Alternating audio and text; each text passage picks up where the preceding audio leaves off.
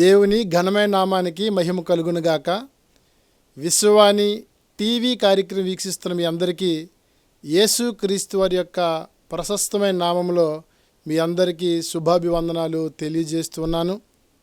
ఈ క్రిస్మస్ సుదినాల్లో క్రీస్తు యొక్క జననాన్ని తలంచుకుంటూ ప్రభువుని స్తుతించడం ఎంత ఆశీర్వాదకరమో. క్రీస్తు యొక్క జననం ఉన్నటువంటి ఔన్నత్యము, గొప్పతనము లేఖనాల్లో మనం గమనించినప్పుడు ఎన్నో సంగతులు మనం చూడగలుగుతూ ఉంటాం. ఈ శ్రేష్టమైన సమయమందు యోహాను సువార్త 3వ అధ్యాయము 16వ వచనాన్ని మనం చదివి ధ్యానించుకుంటూ ప్రభువు నామాన్ని ఘనపరుచుదాం.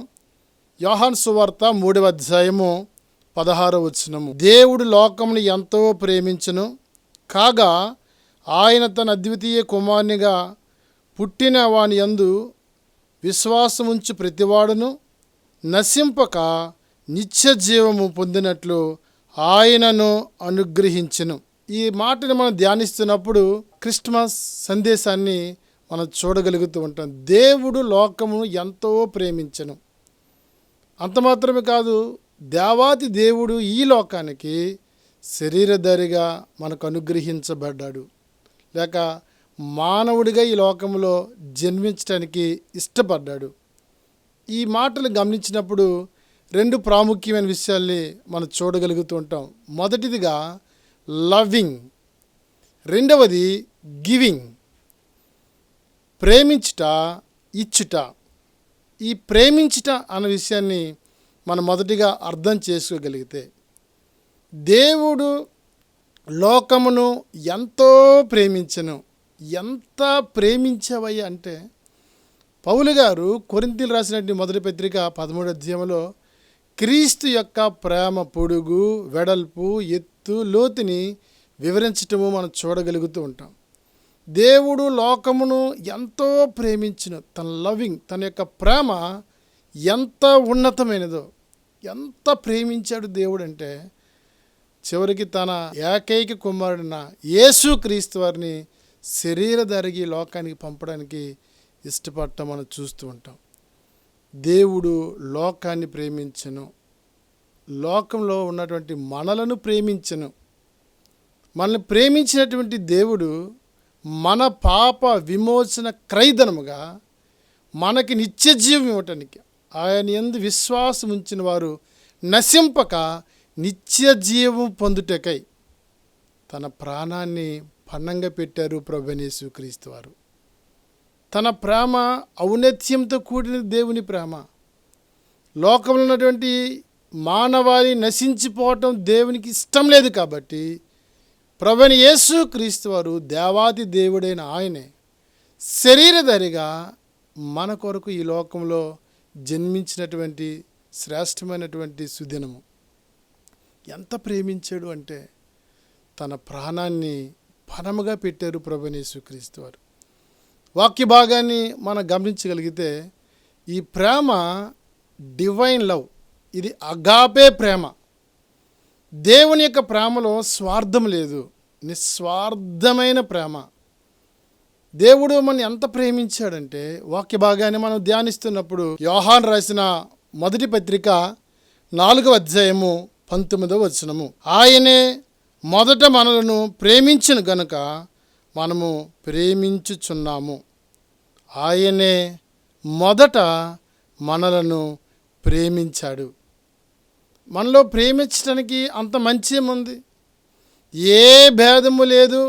అందరూ పాపం చేసి దేవుడు అనుగ్రహించినటువంటి మహిమను పొందలేకపోవచ్చున్నారు. రోమాపత్రిక 3:23 ప్రకారము మానవాళి యొక్క పాప విమోచన క్రయధనముగా ప్రభు ఈ లోకములో మన ప్రేమించి జన్మించినటువంటి సుదినమే ఈ శ్రేష్టమైన దినముగా ప్రభువుని బట్టి నేను మీకు తెలియజేస్తున్నాను. మన అపరాధముల చేత, మన పాపముల చేత మరణించవలసిన మన కొరకు ప్రభువైన యేసు క్రీస్తు వారు మన నశించి నరకానికి వెళ్ళటం ఇష్టం లేక మన కొరకు ఈ లోకానికి ఏతించిన మహోన్నతులైనటువంటి ఆ గొప్ప దేవుడిని ఎంత స్తుతిస్తే ఆయన రుణాన్ని మనము తీర్చగలము. క్రిస్మస్ అన్న మాటను మనం గమనించినట్లయితే 2 పదాల కలయిక క్రైస్ట్ మాస్, క్రీస్తుని ఆరాధించుట. ప్రభువైన యేసు క్రీస్తుని ఆరాధించగలిగినటువంటి మన జీవితాలు ఎంత ధన్యకరమో. నశించి నరకానికి పోవటం దేవునికి ఇష్టం లేదు కాబట్టి మన విమోచన క్రయధనంగా ఈ లోకానికి శరీరధారిగా అవతరించిన ప్రభువుని మనం ఘనపరచవలసిన వారమని. ఆయన మనం ప్రేమించడంలో తన ప్రేమ యొక్క ఔన్నత్యం ఏంటంటే మన మంచివారమని కాదు, మనం నశించి నరకానికి పోవలసిన దుస్థితిలో ఉన్నామని ఆ దయగలిగిన దేవుడు మనకి నిత్య జీవాన్ని ఇవ్వటానికి ఈ లోకానికి శరీరధారికి రావటం మనం గమనించగలిగిన శ్రేష్టమైన విషయం. వాక్య భాగాన్ని మనం పరిశీలించినప్పుడు ఎఫెసీయులకు రాసినటువంటి పత్రిక 5వ అధ్యాయము 2వ వచనము. క్రీస్తు మిమ్ముని ప్రేమించి పరిమళ సువాసనగా ఉండుటకు మన కొరకు తన్ను తాను దేవునికి అర్పణగాను బలిగాను అప్పగించుకొనెను. అలాగనే మీరును ప్రేమ కలిగి నడుచుకునిడి. క్రీస్తు మనలను ప్రేమించి మన పాప విమోచన క్రయధనంగా అర్పణగాను బలిగాను మన కొరకే మరణించడానికి క్రీస్తు ఈ లోకానికి శరీరధారికి రావటము మనం చూస్తూ ఉంటాం. తన ప్రేమ నిస్వార్థమైనది.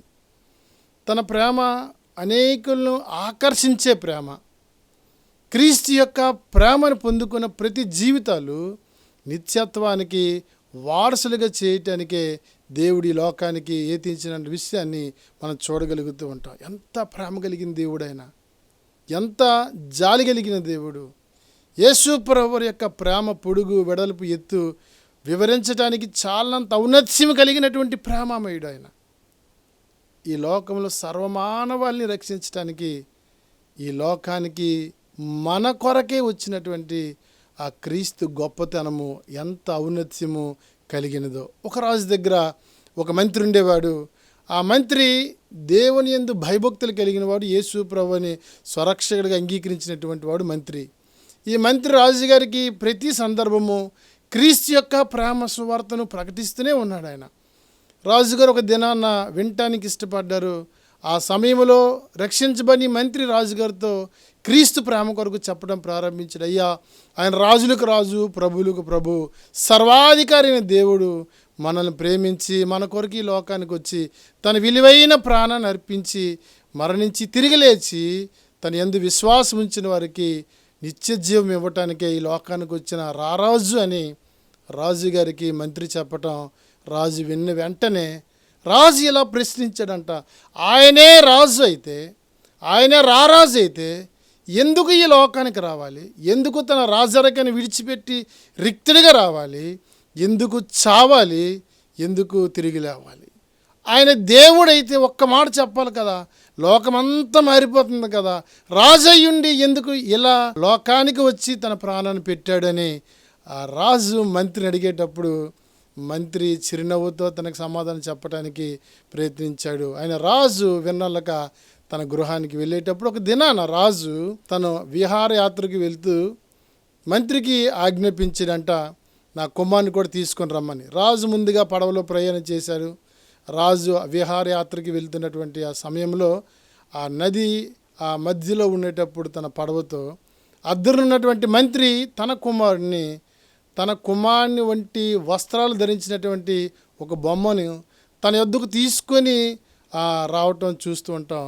మధ్యలో రాజుగారికి తన కుమారుని అందించి జార విడిచేటప్పుడు ఆ రాజుగారు వస్త్రాలు ధరించినటువంటి ఆ బొమ్మ మునిగిపోవటం రాజు చూసి, తన చుట్టూ పనివారు ఉన్నారు, మంత్రి ఉన్నారు, అయినప్పటికీ రాజు తన కుమారుడని చెప్పి ఆ నదిలో దూకడము చూస్తూ ఉంటాం. రాజు ఆ బొమ్మను పైకి తీసినప్పుడు అది బొమ్మని గ్రహించి మంత్రి మీద మిక్కిలి కోప్పడ్డాడంట.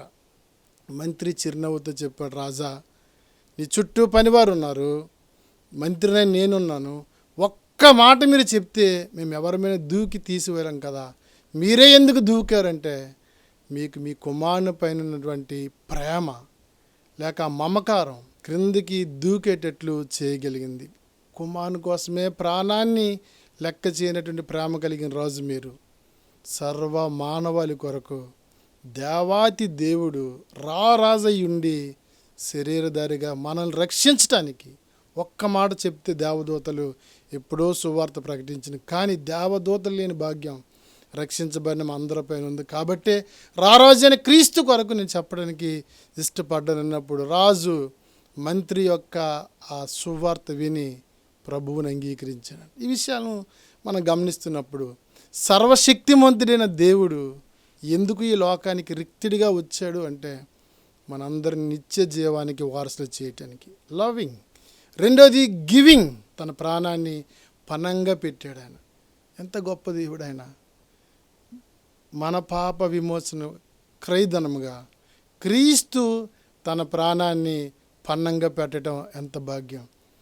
ఆయన యందు విశ్వాసం ఉంచిన వారు నశింపక నిత్య జీవము పొందుటట్లు. ఎంత ప్రేమమయుడు యేసుప్రభువారు. ఈ మాటలు వింటున్నప్పుడు తన ప్రేమను చూసాం. తన ప్రాణాన్ని ఈ లోకములో బలిగా ఇవ్వటానికి ఇష్టపడినటువంటి యేసుప్రభువారిని చూసాం. ఈ క్రిస్మస్ పర్వదినాల్లో ఈ రెండు విషయాల్లో మనం ఆలోచన చేసినప్పుడు మనలో ఈ లవింగ్ ఉందా? ఈ క్రిస్మస్ దినాల్లో మనలో క్రీస్తు కొరకు ఈ గివింగ్ కలిగి ఉన్నామా? ఒక్కసారి మనము పరిశీలన చేసుకుందాం. క్రీస్తుని మనం ఏ రీతిగా ప్రేమించగలం? క్రీస్తుని మనం ప్రేమించామని ఏ రీతిగా వ్యక్తపరచగలం? ఈ విషయాన్ని మనం అర్థం చేసుకోగలిగితే నేను రెండు విషయాలు మీకు తెలియచేసి వాక్య భాగాన్ని మనము ముగించుకుందాం. వాక్యాన్ని మనం గమనించినట్లయితే క్రీస్తుని ఏ రీతిగా మనం ప్రేమించగలం? ఈ మాటని యోహాను తన మొదటి పత్రికలో చాలా అద్భుతంగా ఆయన చెప్పటం మనం చూడగలుగుతూ ఉంటాం. యోహాను రాసిన మొదటి పత్రిక 4వ అధ్యాయం 11వ వచనం. ప్రియులారా, దేవుడు మనను ఈలాగూ ప్రేమింపగా మనము ఒకరినొకరిని ప్రేమింప బద్ధులమై ఉన్నాము. 4:20 ప్రకారం ఎవడైనను నేను దేవుణ్ణి ప్రేమించున్నానని చెప్పి తన సహోదరుని ద్వేషించిన యెడల అతడు అబద్ధికుడును, తాను చూచిన తన సహోదరుని ప్రేమింపనివాడు తాను చూడని దేవుణ్ణి ప్రేమింపలేడు. తాను చూస్తున్న తన సహోదరుని ప్రేమించినవాడు. మనల్ని ఆయన ప్రేమించారు, తన ప్రాణాన్ని పణంగా పెట్టారు, నిత్యత్వం ఇచ్చారు. ఆయన రక్షించబడిన మనపైన ఎంత బాధ్యత ఉందంటే మనము ఒకరినొకరిని ప్రేమించవలసిన వారమై ఉన్నాము. రక్షించబడినటువంటి మన జీవితాల ద్వారా మనం క్రీస్తు ప్రేమను అనేకులకి చూపించవలసినటువంటి సుదినాలు ఇవి. నిజమే కదా, కొండల్లో లోయల్లో ఎంతోమంది మిషనరీస్గా మేము పనిచేస్తూ ఉన్నాం. ఈరోజు క్రీస్తు ప్రేమని నోచుకొని గ్రామాలు ఎన్నో ఆంధ్ర రాష్ట్రంలో ఇంకా 8,000 గ్రామాలు ఉన్నాయి. ఆ క్రీస్తు ప్రేమ ఎరిగినటువంటి ప్రజలు వారు, క్రీస్తు యొక్క నిత్యత్వం తెలియనటువంటి ఆ ప్రజల మధ్యలోకి మీరు వెళ్ళగలిగితే వెళ్ళి క్రీస్తు ప్రేమ సువార్తని ప్రకటించండి. మీరు వెళ్ళలేని పక్షాన ఈ క్రిస్మస్ దినాన మేము వెళ్ళటానికి సిద్ధంగా ఉన్నాం. సువార్త అందని గ్రామాలకి వెళ్ళి క్రీస్తు ప్రేమ సత్య సువార్తను ప్రకటించడానికి మేము సిద్ధంగా ఉన్నాం. మీ ప్రేమను కనపరచండి. మీ దాతృత్వము ద్వారా క్రీస్తు లోకానికి వచ్చాడు, తన విలువైన ప్రాణాన్ని పణంగా పెట్టి మనకు నిత్యత్వం ఇచ్చారు. రక్షించబడిన మనము దేవుని గివింగ్ విషయంలో ఏమిచ్చి ఆయన రుణం తీర్చుకోగలం? ఇలా వెళ్ళే మా లాంటి వారి కొరకు మీరు ప్రార్థించాలి. ఒక గ్రామాన్ని మీరు దత్తత చేసుకోవటం ద్వారా ఆ గ్రామం అంతటికీ క్రీస్తు ప్రేమ సువార్తను ప్రకటించడానికి సాధనాలుగా మీరు ఉపయోగపడతారన్న సంగతిని జ్ఞాపకం చేసుకోవాలి. అంతేకాదు, ఈరోజు సువార్త అందనటువంటి గ్రామాల్లో మిషనరీగా మేము వెళ్ళి పరిచయం చేయటం ద్వారా ఈరోజు నూతనముగా అనేకమైన గ్రామాల్లో క్రిస్మస్ ఆరాధన జరుగుతుంది. దానికి కారణం మీ యొక్క ప్రార్థన, మీరు ప్రేమతో అందించినటువంటి ఆ శ్రేష్టమైన కానుక. ఈరోజు ఇంకెన్నో గ్రామాలు ఉన్నాయి.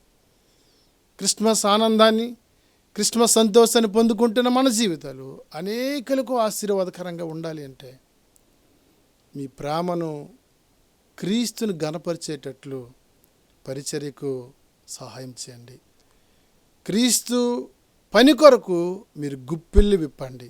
ఎన్నో క్రిస్మస్లు జరుపుకుంటున్నటువంటి మన దినాల్లో ఎంతో వెచ్చించి ధనాన్ని ఖర్చు పెడుతున్నటువంటి ఈ దినాల్లో ప్రభు ప్రేమని నోచుకున్నటువంటి ఆ గ్రామాల వైపు ఒక్కసారి చూడండి. మనం తిలకించిన గ్రామము, అక్కడ పరిస్థితులు మనం గమనించినప్పుడు ఎంత దయనీయమో. మిషనరీస్గా ఆ కొండల్లో, ఆ లోయల్లో ఎన్నో ప్రతికూల పరిస్థితుల్లో ప్రాణాన్ని పణంగా పెట్టి క్రీస్తు ప్రేమను మేము ప్రకటిస్తూ ఉన్నాం. మా కొరకు ప్రార్థించండి. ప్రభు మిమ్మల్ని ఆశీర్వదిస్తే ఈ క్రిస్మస్ సుదినాల్లో ప్రభు పరిచర్య కొరకు మీ వంతుగా ఒక్క గ్రామాన్ని దత్తత చేసుకుని నెలకి 4,000 రూపాయలు కేవలం అంతే. మీ ద్వారా క్రీస్తు సువార్త అందని గ్రామాలకు క్రీస్తు ప్రేమను సువార్తను ప్రకటించడానికి మేము సిద్ధంగా ఉన్నామని సవినయంగా తెలియజేస్తున్నాం. కాబట్టి ఈ క్రిస్మస్ దినాల్లో క్రీస్తు ప్రేమ సువార్త అనేకులకి ప్రకటిద్దాం. క్రీస్తు కొరకు మనము సమర్పణతో సువార్త పనిలో ముందుకు కొనసాగుదాం. అట్టి కృప పరిశుద్ధాత్మ దేవుడు మన కుటుంబాలకు ధారాళంగా దయచేయునుగాక. ఆమేన్. ప్రార్థన చేసుకుందామండి. పరిశుద్ధుడైన తండ్రి, జీవం కలిగిన మా యేసు ప్రభువా, నీ ఘనమైన నామానికి వేలాది వందనాలు, స్తుతులు, స్తోత్రాలు తండ్రి. మీరు మమ్మల్ని ప్రేమించారు. ఈ లోకానికి శరీరధారిగా రావటానికి మీరు ఇష్టపడ్డారు. మా కొరకే శరీరధారిగా వచ్చారు. నాయన, నీ విలువైన ప్రాణాన్ని పణంగా పెట్టారు. నిత్య జీవానికి వారసులుగా చేయటానికి మిమ్మల్ని మీరు బలిగా అర్పించుకున్నారు. ఇంత గొప్ప దేవుని కలిగిన మా జీవితాలు ఎంత ధన్యకరం అని తండ్రిని స్తుతిస్తూ, సువార్త అందని గ్రామాల పట్ల మేము ప్రేమ కలిగి మా దాతృత్వాన్ని చాటి చెప్పుకొని కృపను దయచేయమని యేసు నామములో ప్రార్థన చేయుచున్నాం తండ్రి. ఆమేన్.